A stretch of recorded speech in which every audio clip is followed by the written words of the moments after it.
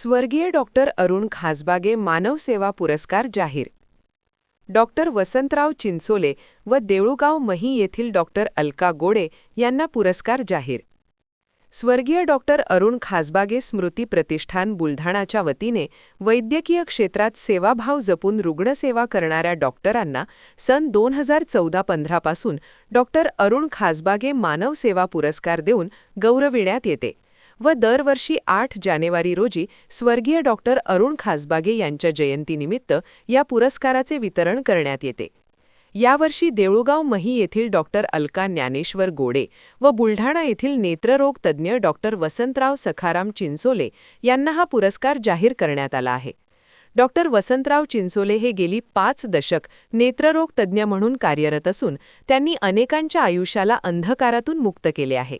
तसेच डॉक्टर अलका गोडे यांनी सुद्धा गेली 4 दशक रुग्णसेवा व समाजसेवेच्या माध्यमातून जनसामान्यांमध्ये मोठा नावलौकिक मिळवलेला आहे. 8 जानेवारीला विविध मान्यवरांच्या उपस्थितीत हॉटेल द्वारकामध्ये करण्यात आलेल्या कार्यक्रमात दोघांनाही पुरस्कार प्रदान करण्यात येणार आहे.